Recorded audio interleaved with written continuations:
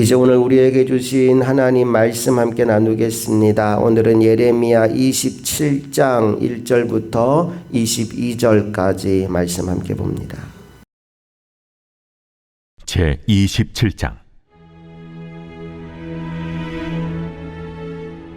유다의 왕 요시아의 아들 여호야김이 다스리기 시작할 때 여호와께서 말씀으로 예레미야에게 임하시니라. 여호와께서 이와 같이 내게 말씀하시되, 너는 줄과 멍에를 만들어 내 목에 걸고 유다의 왕 시드기야를 보러 예루살렘에 온 사신들의 손에도 그것을 주어 에돔의 왕과 모압의 왕과 암몬 자손의 왕과 두로의 왕과 시돈의 왕에게 보내며 그들에게 명령하여 그들의 주에게 말하게 하기를, 만군의 여호와 이스라엘의 하나님께서 이와 같이 말씀하시되, 너희는 너희의 주에게 이같이 전하라. 나는 내 큰 능력과 나의 쳐든 팔로 땅과 지상에 있는 사람과 짐승들을 만들고 내가 보기에 옳은 사람에게 그것을 주었노라.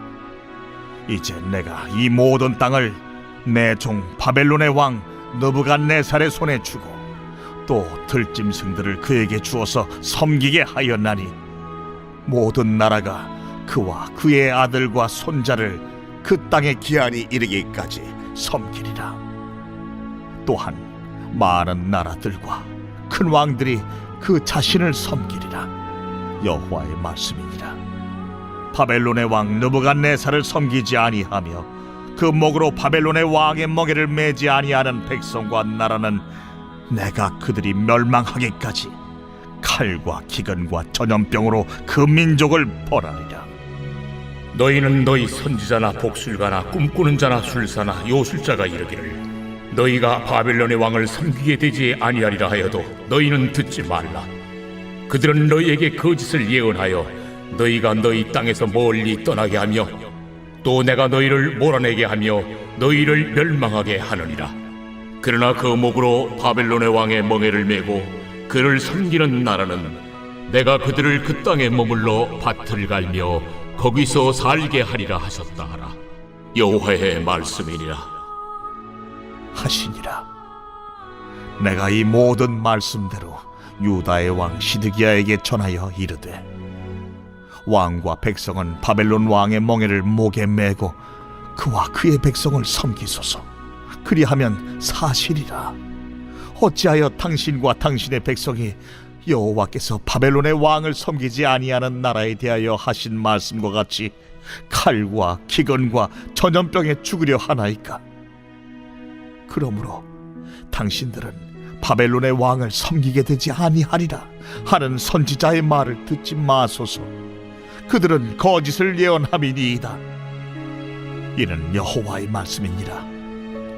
내가 그들을 보내지 아니하였거늘 그들이 내 이름으로 거짓을 예언하니 내가 너희를 몰아내리니 너희와 너희에게 예언하는 선지자들이 멸망하리라. 내가 또 제사장들과 그 모든 백성에게 전하여 이르되, 여호와께서 이와 같이 말씀하시기를, 보라, 여호와의 성전의 기구를 이제 바벨론에서 속히 돌려오리라고 너희에게 예언하는 선지자들의 말을 듣지 말라. 이는 그들이 거짓을 예언함이니라 하셨나니 너희는 그들의 말을 듣지 말고 바벨론의 왕을 섬기라. 그리하면 살리라. 어찌하여 이 성을 황무지가 되게 하려느냐? 만일 그들이 선지자이고 여호와의 말씀을 가지고 있다면 그들이 여호와의 성전에와 유다의 왕의 궁전에와 예루살렘에 남아있는 기구를 바벨론으로 옮겨가지 못하도록 만군의 여호와께 구하여야 할 것이니라. 만군의 여호와께서 기둥들과 큰 대야와 받침들과 이 성에 남아있는 기구에 대하여 이같이 말씀하시나니, 이것은 바벨론의 왕 느부갓네살이 유다의 왕 여호야김의 아들 여고니아와 유다와 예루살렘 모든 귀인을 예루살렘에서 바벨론으로 사로잡아 옮길 때에 가져가지 아니하였던 것이라.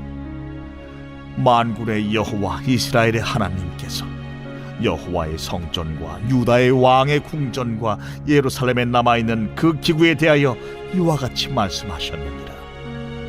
그것들이 바벨론으로 옮겨지고 내가 이것을 돌보는 날까지 거기에 있을 것이니라. 그 후에 내가 그것을 올려와 이곳에 그것들을 되돌려 두리라. 여호와의 말씀이니라.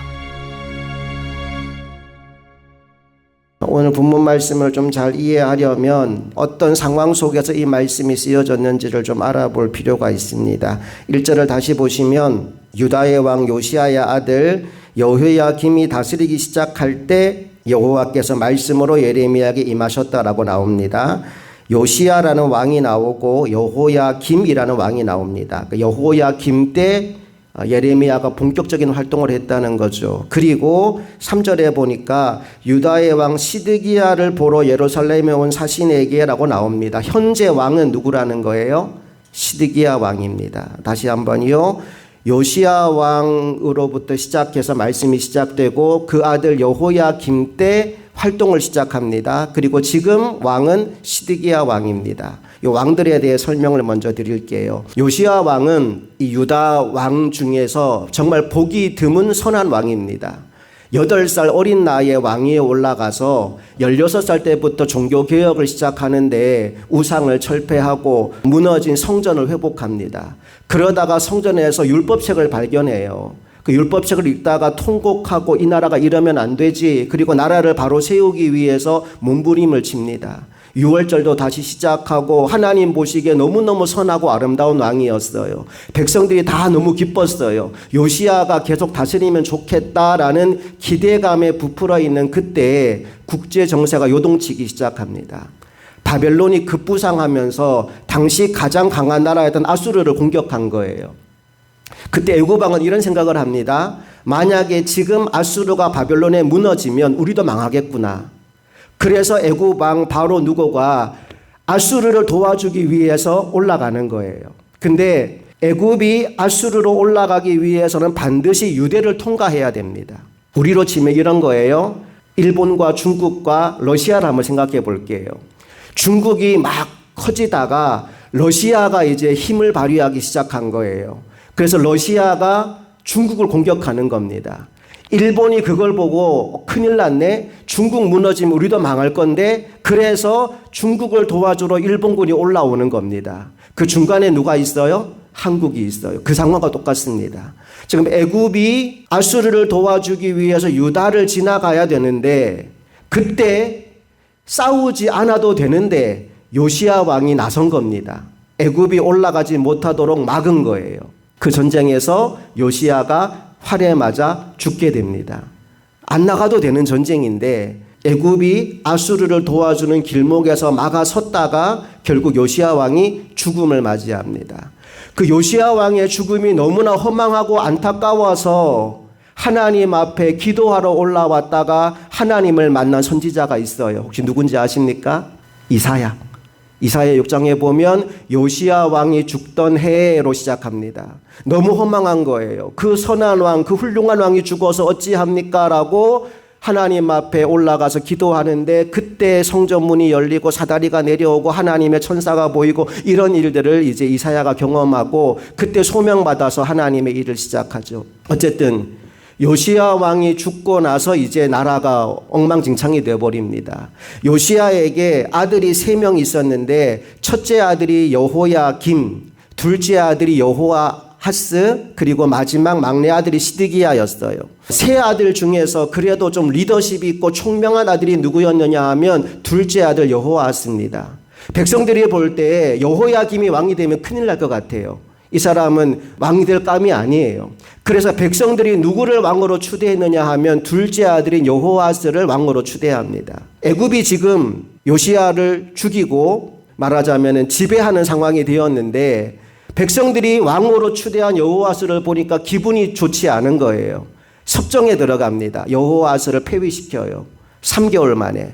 그리고 누구를 왕으로 세웠느냐? 첫째 아들인 여호야김을 왕으로 세웁니다. 말하자면 꼭두각시 왕을 세워놓은 거예요. 이때부터 이제 예레미야가 활동을 시작하는데 여호야김이 하는 모든 일들이 마음에 안 드는 겁니다. 계속해서 이렇게 하면 안 된다라고 하는 메시지를 눈물로 호소하며 전파하게 되죠. 그 여호야김이 11년 동안 왕위에 있으면서 나라를 잘 못 다스려요. 그리고 여호야김이 죽고 나서 아들인 여호야긴이 왕위에 올라갑니다. 문제는 뭐냐 하면 여호야긴이 왕위에 올라갈 그 무렵에 이제 바벨론이 이제 세력이 강하여져서 나라를 하나하나 무너뜨릴 때입니다. 여호야긴이 왕위에 올라가고 3개월 되었을 때 바벨론이 쳐들어옵니다. 그리고 1차 포로기가 시작돼요. 여호야긴 왕을 포함해서 수많은 사람들이 포로로 끌려갑니다. 졸지에 또 유다는 왕을 잃어버린 겁니다. 그때 누군가는 왕이 되어야 하는데 여호야긴은 아주 어려서 아들이 없거든요. 그러니까 여호야긴의 삼촌 요시야 왕의 막내 아들인 시드기야가 왕위에 올라가게 됩니다. 시드기야는 왕이 되어서 바벨론이 꼴보기 싫은 거예요. 그래서 어떻게 했느냐? 주변에 있는 열국들과 함께 힘을 모아서 반 바벨론 정책을 펴니다. 바벨론과 우리 한번 맞서 싸워보자라는 생각을 하게 된 거예요. 문제는 하나님의 뜻이 그게 아닌 거죠. 하나님의 뜻은 뭡니까? 너희가 바벨론에 항복하는 거예요.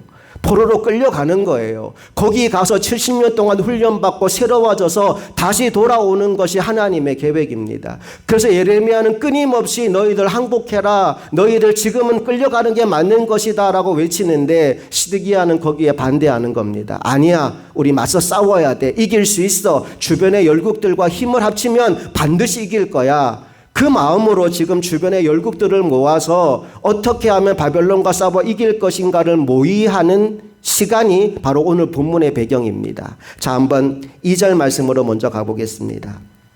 시작. 여호와께서 이와 같이 내게 말씀하시되 너는 줄과 멍에를 만들어 내 목에 걸고, 지금 이제 말씀 전하러 가는데 예레미야가 그냥 가지 말고 소에게 씌우는 멍에를 씌우고 줄을 달고 왕을 찾아가라는 겁니다. 그때 왕이 뭐 하는 중이었느냐? 주변 열국과 함께 힘을 모아서 바벨론과 싸우려고 준비하는 중이었어요. 3절로 가봅니다. 시작. 유다의 왕 시드기야를 보러 예루살렘에 온 사신들의 손에도 그것을 주어 에돔의 왕과 모압의 왕과 암몬 자손의 왕과 두로의 왕과 시돈의 왕에게 보내며 4절 그들에게 명령하여 그들의 주에게 말하게 하기를 만군의 여호와 이스라엘 하나님께서 이와 같이 말씀하시되 너희는 너희의 주에게 이같이 전하라. 지금 주변의 열국들과 함께 힘을 모아서 바벨론과 맞서려고 하는 그때 예레미야가 아주 이상한 몰골로 등장한 거지요. 멍에를 메고 줄을 달고 그들 앞에 나온 겁니다. 그리고 그들에게 이제 설교를 시작하는 거예요. 어떤 메시지를 전했을까요? 11절 말씀으로 가봅니다. 시작. 그러나 그 목으로 바벨론의 왕의 멍에를 메고 그를 섬기는 나라는 내가 그들을 그 땅에 머물러 밭을 갈며 거기서 살게 하리라 하셨다 하라. 여호와의 말씀이니라 하시니라. 앞에 얘기는 말하지 않아도 알겠죠. 너희가 바벨론에 대하여 저항하면 망할 것이다. 너희가 항복하고 손을 들면 너희가 살게 될 것이다. 너희에게 미래가 있을 것이다. 라고 하는 메시지를 그들에게 전해준 겁니다. 마치 멍에를 맨 소가 주인의 손에 끌려가듯이 그렇게 바벨론에 항복하고 끌려가라고 하는 거지요. 자, 이제 예레미야가 이 메시지를 당시의 왕이었던 시드기야에게 더 자세히 더 세밀하게 전하기 시작합니다. 12절과 13절 말씀 읽어봅니다. 시작. 내가 이 모든 말씀대로 유다의 왕 시드기야에게 전하여 이르되 왕과 백성은 바벨론 왕의 멍에를 목에 메고 그와 그의 백성을 섬기소서. 그리하면 사실이라. 어찌하여 당신과 당신의 백성이 여호와께서 바벨론의 왕을 섬기지 아니하는 나라에 대하여 하신 말씀과 같이 칼과 기근과 전염병에 죽으려 하나이까? 왜 죽으려고 합니까? 왜 죽으려고 합니까? 하나님의 뜻이 이렇게 명백한데 항복하십시오. 포로로 끌려가는 게 사는 길입니다. 끊임없이 이 메시지를 전하는 거예요. 안타까운 건 뭐냐 하면 왕의 주위에 여전히 달콤한 말을 널어놓는 선지자들이 있었다는 거예요. 우리 반드시 이깁니다. 우리 반드시 승리합니다. 왕이시여 이 예레미야 말 듣지 마십시오 라고 얘기하는 거짓 선지자들이 주변에 널려 있었다는 거예요. 14절 15절 시작. 그러므로 당신들은 바벨론의 왕을 섬기게 되지 아니하리라 하는 선지자의 말을 듣지 마소서. 그들은 거짓을 예언함이니이다. 이는 여호와의 말씀이니라. 내가 그들을 보내지 아니하였거늘 그들이 내 이름으로 거짓을 예언하니 내가 너희를 몰아내리니 너희와 너희에게 예언하는 선지자들이 멸망하리라. 하나님은 보내지도 않았는데, 하나님은 그 말씀을 주지도 않았는데, 그 말씀을 전하는 거짓 예언자들 하나님이 몰아내실 것이다 라고 예언의 말씀을 주고 있어요. 이제 제사장들과 모든 백성들이 동일하게 이 메시지를 듣게 됩니다. 16절 17절로 가볼게요. 시작. 내가 또 제사장들과 그 모든 백성에게 전하여 이르되 여호와께서 이와 같이 말씀하시기를 보라 여호와의 성전의 기구를 이제 바벨론에서 속히 돌려오리라고 너희에게 예언하는 선지자들의 말을 듣지 말라. 이는 그들이 거짓을 예언함이니라 하셨나니 너희는 그들의 말을 듣지 말고 바벨론의 왕을 섬기라. 그리하면 살리라. 어찌하여 이 성을 황무지가 되게 하려느냐. 지금 1차 포로기가 시작되면서 성전에 있던 은금 기물들이 많이 지금 바벨론에 가게 된 겁니다. 그게 가고 나니까 또 이런 예언을 하는 거예요. 그거 당장 하나님이 돌아오게 만들 것이다. 이 성전 안에 그 기물을 채울 것이다 라고 예언하는 거예요. 예레미야는 아니라는 거예요. 지금 가져간 것 지금 당장 돌아오지 않는다는 겁니다. 너희들 그 말 들으면 안 돼. 다시 돌아오지 않아. 아직은 때가 아니야. 그러니까 지금은 항복하고 가야 돼. 그곳에 가 있으면 하나님이 70년 후에 너희들이 돌아올 때 그 모든 예물이 함께 돌아오게 만들어 줄 거니까 하나님이 안전하게 바벨론을 창고 삼아서 그 모든 성전의 기구를 관리하고 있다가 그 모든 것을 다시 돌아오게 만들 날이 올 거니까 지금은 항복해야 돼 라는 메시지를 던져주고 있는 겁니다. 그 자세한 이야기가 21절 22절에 나와요. 읽어봅니다. 만군의 여호와 이스라엘의 하나님께서 여호와의 성전과 유대의 왕의 궁전과 예루살렘에 남아있는 그 기구에 대하여 이와 같이 말씀하셨느니라. 그것들이 바벨론으로 옮겨지고 내가 이것을 돌보는 날까지 거기에 있을 것이니라. 그 후에 내가 그것을 올려와 이곳에 그것들을 되돌려 두리라.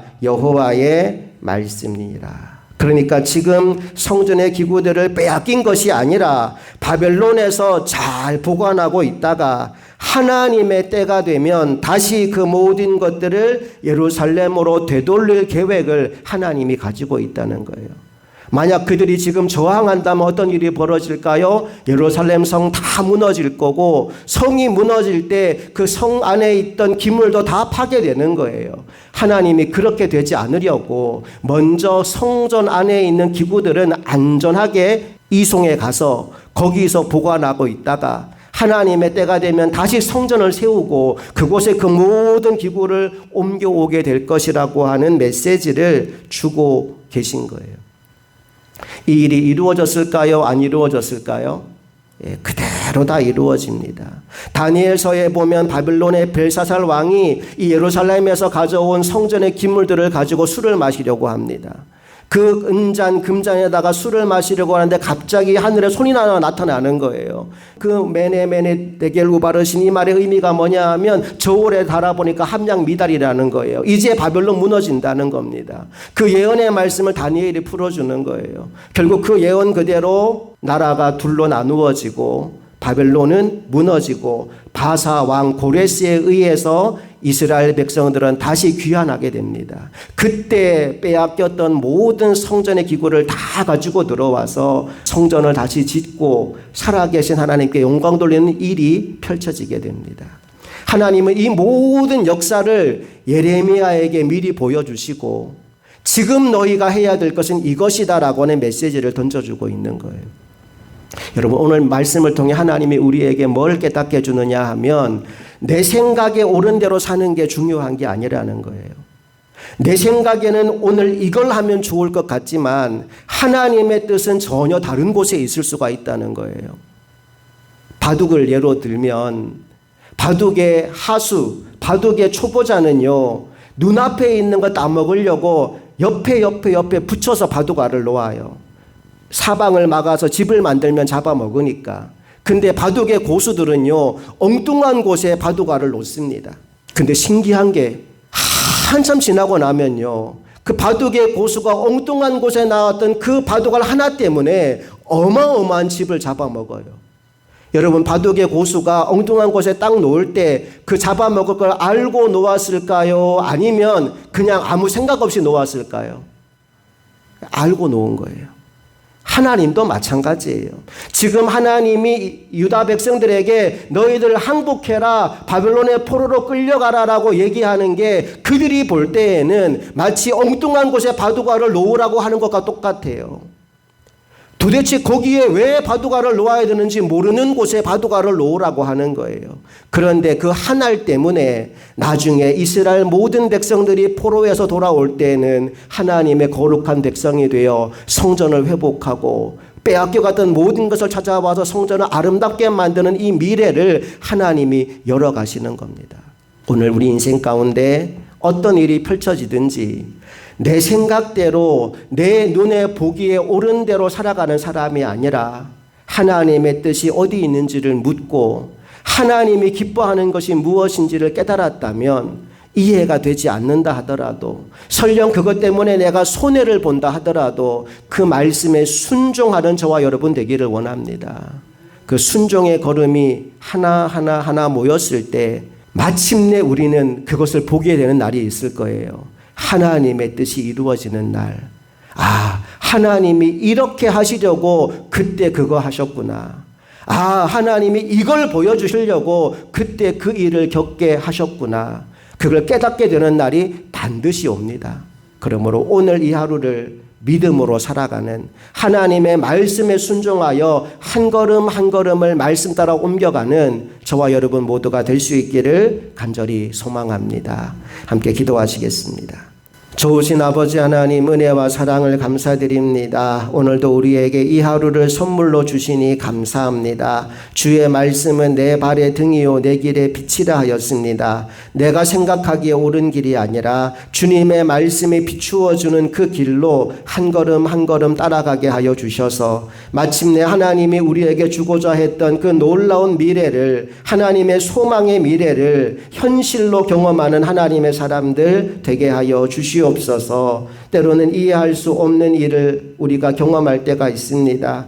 때로는 손해를 보는 상황 가운데 우리가 던져질 때가 있습니다. 그러한 때라도 하나님이 인도하시는 길이라면 하나님 손 붙잡고 끝까지 그 길을 통과하게 하여 주셔서 사망의 음침한 골짜기를 지나 푸른 초장과 맑은 시냇가로 인도해 가시는 하나님의 은혜를 누리는 하나님의 백성들 다 되게 하여 주시옵소서. 이 하루도 주와 동행하는 귀하고 복된 날 되기를 간절히 소망하며 우리 주 예수 그리스도의 이름으로 기도합니다. 아멘.